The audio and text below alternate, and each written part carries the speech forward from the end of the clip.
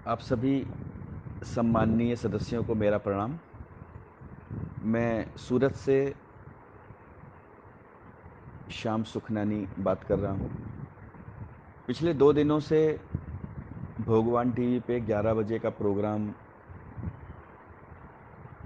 सुन रहा हूँ, जिसमें वैज्ञानिक गुरु देवात्मा और टेक्नोलॉजी गुरु प्रोफेसर अश्वनी अग्रवाल जी, जिनको कि हम कृष्णांश के नाम से भी जानते हैं, कंपैरिजन लिखित और यथार्थ का चल रहा है। सबसे पहले तो भगवान देवात्मा को मैं श्रद्धा से, आदर से प्रणाम करता हूँ और पूजनीय भी मैं उनको मानता हूँ इस एंगल से कि उन्होंने हमारे अंदर, अपने सेवकों के अंदर इतना साहस प्रदान किया कि वो उनको छोड़ने की भी हिम्मत कर सकते हैं। आम तौर से कोई भी शिष्य अपने गुरु को छोड़ने की हिम्मत नहीं कर पाता, बहुत ही डरा और घबराया हुआ होता है कि कहीं मेरा अहित ना हो जाए।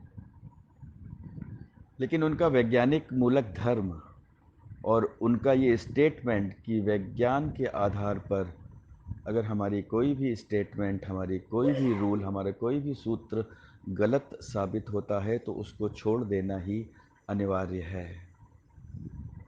और इसको दर्शाते हुए उन्होंने अपनी ज़िंदगी में जो जो गलत उनको लगा, इवन जीवन भर की पुस्तकें जिनके आधार पे उन्होंने अपने जीवन को जिया, अपने आध्यात्मिक जीवन को जिया, कहीं न कहीं उसको गलत देखते हुए, उसको गलत समझते हुए उन्होंने उसकी होली भी जलाई कि अब ये मेरे योग की नहीं है। इतना साहस कोई कोई ही कर पाता है, जलाने का साहस। लोग नदी में बहा देते हैं, किसी को दान दे देते हैं, लेकिन नहीं, जो मिथ्या है वो दूसरे का भी अहित करेगा, इसीलिए इसका जला देना ही उचित है। मैं किसी को गलत नहीं दे सकता। ये सत्य और शुभ के पूर्ण अनुरागी पंडित सत्यानंद अग्निहोत्री जी, जिनको कि हम देवात्मा के नाम से भी संबोधन करते हैं देव समाज में, उन्होंने ही हमें ये साहस दिया। और उनके शिक्षा के साहस की वजह से उस मिशन में होने के बाद भी अलग अलग जगह जो क्रियाएं चलती रहती थीं, अलग अलग जगह जो एक्सपेरिमेंट चलते रहते थे, मैंने उनको भी अटेंड किया। एक अंदर से उत्सुकता होती थी कि इसको मैं करके तो देखूं, एक्सपेरिमेंट करने में क्या है, कौन सा मैं इसको मानने वाला हूं, ये तो मिथ्या है, लेकिन मैं करके देख लेता हूं। ये एक मेरे अंदर भी एक चाह रहती थी। उसके चाहना की वजह से हमने कई बार अपना शारीरिक रूप से नुकसान भी किया। जैसे गलत एक्सपेरिमेंट करने पे हमारे शरीर में बीमारी और तकलीफ़ें भी हमको मिली, मुझे भी मिली और मेरी धर्मपत्नी को भी मिली। तो ये एक्सपेरिमेंट करने का साहस हमको देवात्मा से ही मिला और सत्य और शुभ के पूर्ण अनागी होने के कारण और उनके सेवक होने के कारण हमारे अंदर भी ये उत्कंठा रहती थी कि मैं हर एक चीज़ को टेस्ट करूं। हालांकि जो बहुत ज़्यादा, जो उनके बहुत ज़्यादा नज़दीक हैं, वो उतना साहस नहीं कर पाते हैं। मैंने ये महसूस किया कि सिर्फ पढ़ पढ़ के बताना और उसी को बताना और 1 इंच भी आगे पीछे नहीं हिलना, ये एक बेबसी और अंधविश्वास की निशानी है कि मैं दूसरे किसी का प्रयोग को टेस्ट करना ही नहीं चाहता। तो जो ये चर्चा जो 2 दिन से चल रही है डॉक्टर निधि कंसल जी के द्वारा और प्रोफेसर अग्रवाल जी के द्वारा, ये बहुत ही महत्वपूर्ण है उन लोगों के लिए, खासकर जो कि आध्यात्मिक खोज में रुचि रखते हैं। एक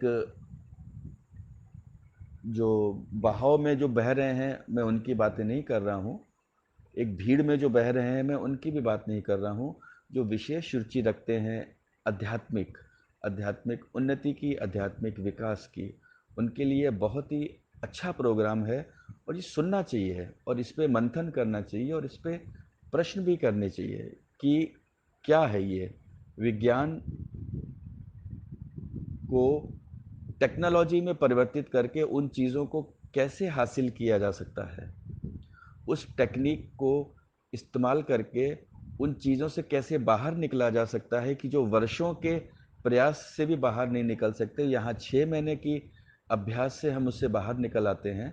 तो इस चीज़ को भी समझना बहुत ज़रूरी है और मैं समझता हूँ कि ये आध्यात्मिक चर्चा जो टेक्नोलॉजी के आधार पे भगवान टीवी पे चल पड़ी है, इसको निरंतर आगे चलना चाहिए और जीवन के हर छोटे बड़े पहलू में टेक्नोलॉजी का क्या स्थान है और उसको कैसे प्राप्त किया जा सकता है, इस पे प्रोफेसर साहब हम सभी को अवगत कराते रहेंगे। और डॉक्टर निधि जी भी बहुत ही इस समय परिपक्व हो चुकी हैं पिछले अपने जीवन के जो उनके तजुर्बे रहे हैं देव समाज से लेकर देवात्मा समाज तक के।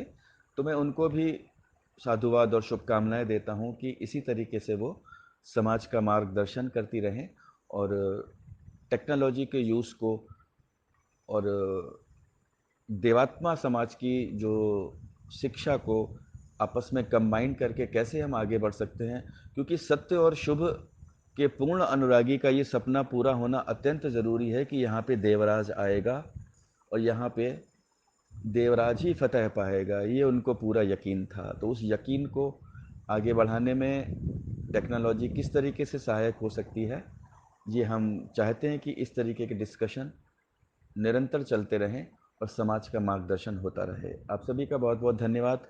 प्रणाम। वसुधैव कुटुंबकम।